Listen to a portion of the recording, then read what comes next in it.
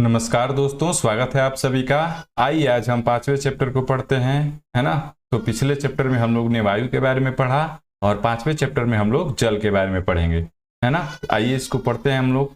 जल के बारे में सोचने पर आपके मस्तिष्क में क्या चित्र बनते हैं? आप नदी, जलप्रपात, वर्षा की रिमझिम, अपने नल के जल के बारे में सोचने लगते हैं।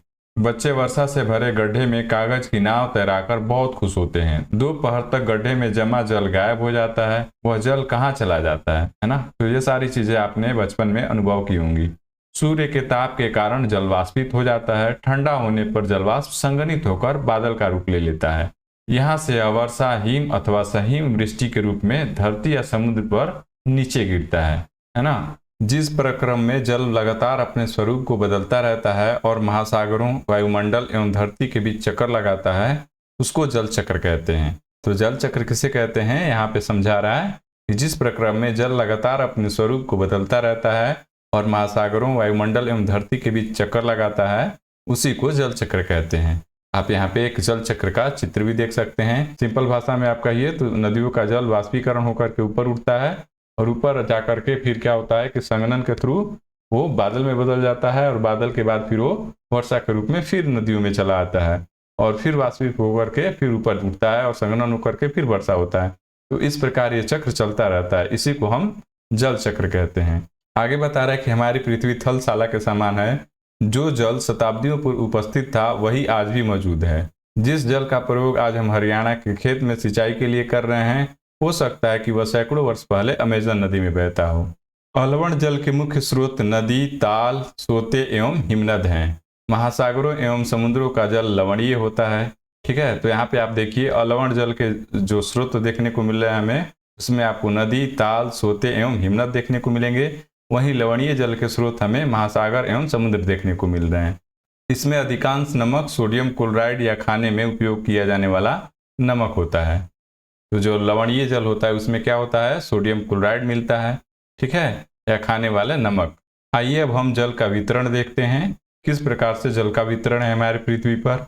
हम सभी जानते हैं कि पृथ्वी की सतह का 3/4 भाग जल से ढका हुआ है। यदि धरती पर थल की अपेक्षा अधिक जल है तो अनेक देशों में जल की कमी का सामना क्यों करना पड़ता है?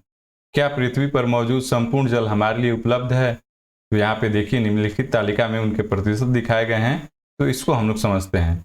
महासागर में हमें 97.3% देखने को मिलता है। बर्फ छत्रक में हमें 2% देखने को मिलेगा। भूमिगत जल में हमको 0.068% में देखने को मिलता है। झीलों का अलवण जल हमें देखने को मिलता है 0.009% और वहीं स्थलीय समुद्र एवं नमकीन झीलों में हमको 0.009% ही देखने को मिलता है। वायुमंडल में 0.0019% देखने को मिलता है और नदियों में हमें 0.0001% देखने को मिलता है ना। तो इन टोटल को अगर आप जोड़ेंगे तो हमें 100% देखने को मिलेगा, है ना। तो इस 100% जल का किस तरीके से वितरण है हमने यहाँ पे देखा। अब देखिए यहाँ लवणता के बारे में बता रहा है कि क्या होता है लवणता। तो इसके बारे में बता रहा है कि लवणता 1000 ग्राम जल में मौजूद नमक की मात्रा होती है। महासागर की औसत लवणता 35 भाग प्रति 1000 ग्राम है ना। तो इसको आप याद रखिएगा। देखिए इस बॉक्स में दिया हुआ है कि इजराइल के मृत सागर में 340 ग्राम प्रति लीटर लवणता होती है। तैराक इसमें प्लाव कर सकते हैं क्योंकि नमक की अधिकता इसे सघन बना देती है। आइए अब हम महासागरीय परिसंचरण पढ़ते हैं। समुद्री तट पर नंगे पैर चलने से कुछ जादुई सी अनुभूति होती है। कुलीन पर नम बालू, ठंडी पवन, समुद्री पक्षी, वायु में लवणीय गंध एवं लहरों का संगीत सब कुछ सम्मोहित करने वाला प्रतीत होता है। ताल एवं झील के शांत जल के विपरीत महासागरीय जल हमेशा गतिमान रहता है, यह कभी शांत नहीं रहता है। महासागरों की गतियों को इस प्रकार वर्गीकृत कर सकते हैं जैसे तरंगे, ज्वार भट्टा एवं धाराएं। यहाँ पे देखिए एक जानकारी दिया हुआ है कि 22 मार्च को विश्व जल दिवस मनाया जाता है। तो इस डेट को आप याद रखिएगा कि 22 मार्च को विश्व जल दिवस मनाया जाता है ना। तो आइए हम अपने चैप्टर में तीनों के बारे में पढ़ते हैं, तरंगे, ज्वार भाटा एवं धाराएं के बारे में। सबसे पहले हम लोग तरंगों के बारे में पढ़ेंगे। तरंगे, समुद्री तट पर गेंद से खेलते समय जब गेंद जल में गिर जाती है तो क्या होता है। यह दृश्य बहुत ही मनोरंजक होता है कि कैसे तरंगों के साथ गेंद तट पर वापस लौट आती है। जब महासागरीय सतह पर जल लगातार उठता और गिरता रहता है तो इसे तरंग कहते हैं।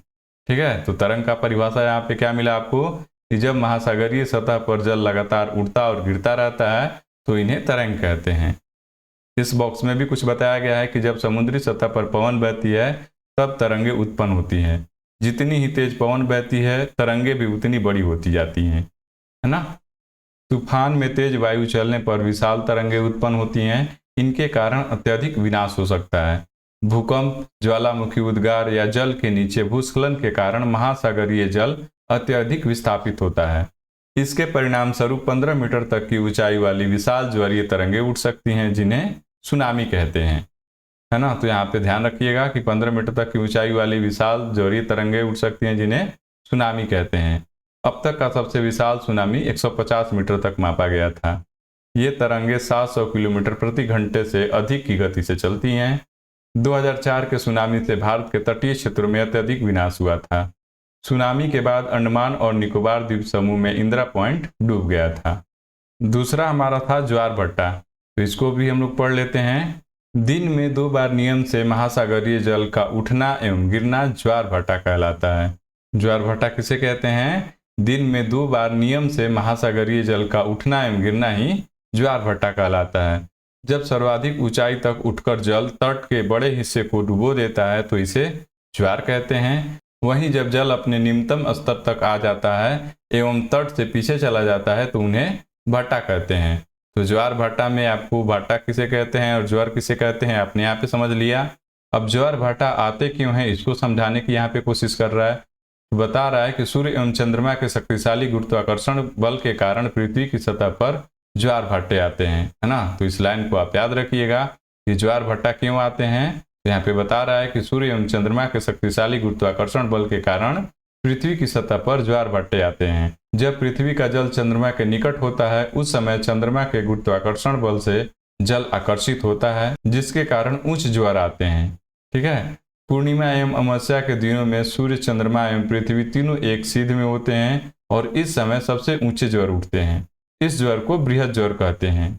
जब सूर्य, पृथ्वी और चंद्रमा इस तरीके से अरेंज होते हैं, है ना, तो इस कारण क्या होता है कि आपको लघु ज्वार भाटा देखने को मिलता है और बृहद ज्वार भाटा आपको इस तरीके से अरेंजमेंट हो तब देखने को मिलता है कि सूर्य, चंद्रमा और पृथ्वी एक दिशा में हो तो आपको बृहद ज्वार भाटा देखने को मिलता है ना। लेकिन जब चांद अपने प्रथम एवं अंतिम चतुर्थांश में होता है तो चांद एवं सूर्य का गुरुत्वाकर्षण बल विपरीत दिशाओं से महासागरीय जल पर पड़ता है।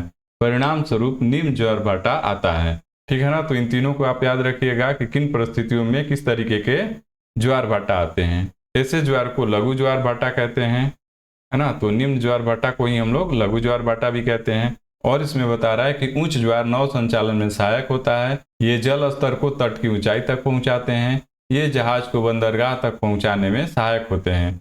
उच्च ज्वार मछली पकड़ने में भी मदद करते हैं। उच्च ज्वार के दौरान अनेक मछलियां तट के निकट आ जाती हैं। इसके फलस्वरूप मछुआरे बिना कठिनाई के मछलियां पकड़ पाते हैं। कुछ स्थानों पर ज्वार भाटे से होने वाले जल के उतार चढ़ाव का उपयोग विद्युत उत्पादन के लिए भी किया जाता है ना। तो हमने यहाँ पे ज्वार भाटा के बारे में पढ़ लिया। आइए अब हम महासागरीय धाराएं पढ़ते हैं। महासागरीय धाराएं निश्चित दिशा में महासागरीय सतह पर नियमित रूप से बहने वाली जल धाराएं होती हैं। महासागरीय धाराएं गर्म एवं ठंडा भी हो सकती हैं। सामान्यतः गर्म महासागरीय धाराएं भूमध्य रेखा के निकट उत्पन्न होती हैं एवं ध्रुवों की ओर प्रवाहित होती हैं। ठंडी धाराएं ध्रुवों या उच्च अक्षांशों से उष्णकटिबंधीय या निम्न अक्षांशों की ओर प्रभावित होती हैं, है ना। तो इन दोनों चीज को आप याद रखिएगा कि गर्म महासागरीय धाराएं किधर से किधर की तरफ बहती हैं और वहीं ठंडी धाराएं किधर से किधर की तरफ बहती हैं। लेब्राडोर महासागरीय धाराएं शीतल जल धाराएं होती हैं, जबकि गल्फ स्ट्रीम गर्म जल धाराएं होती हैं। तो इन दोनों को आप याद रखिएगा। कई दफा पूछा गया है कि लेब्राडोर महासागरीय धाराएं किस प्रकार की होती हैं और गल्फ स्ट्रीम किस प्रकार की जल धाराएं होती हैं, है ना। तो हमने यहाँ पे पढ़ा कि लेब्राडोर शीत जल धाराएं होती हैं और वहीं पे गल्फ स्ट्रीम गर्म जल धाराएं होती हैं। महासागरीय धाराएं किसी क्षेत्र के तापमान को प्रभावित करती हैं। गर्म धाराओं से स्थलीय सतह का तापमान गर्म हो जाता है। जिस स्थान पर गर्म एवं शीत जल धाराएं मिलती हैं वह स्थान विश्व भर में सर्वोत्तम मत्स्य क्षेत्र माना जाता है। जापान के आसपास एवं उत्तर अमेरिका के पूर्वी तट इसके कुछ उदाहरण हैं, है ना। तो हमने महासागरीय धाराएं के बारे में पढ़ा। तो विशेष तौर पे आप लेब्राडोर और गल्फ स्ट्रीम को याद रखिएगा। दोस्तों, इस मानचित्र में आपको महासागरीय धाराएं दिखाई गई हैं। तो इसमें आपको दो तरीके की धाराएं दिखाई गई हैं, एक ब्लू कलर से और एक रेड कलर से। तो जो ब्लू कलर की हैं वो शीत धारा है और जो रेड कलर की हैं वो कोष्ठ धारा है। तो आप इस मानचित्र में इनको देख सकते हैं। जहाँ गर्म एवं ठंडी जल धाराएं मिलती हैं वहाँ कुहरे वाला मौसम बनता है। इसके फलस्वरूप नव संचालन में बाधा उत्पन्न होती है ना। तो ये सारी हमारी महत्वपूर्ण चीज़ें थी इस चैप्टर की, इसको हमने अच्छे से पढ़ लिया। इसी के साथ हमारा चैप्टर भी कंप्लीट होता है, ठीक है ना। तो मिलते हैं अगले चैप्टर में, तब तक के लिए आपका बहुत बहुत धन्यवाद।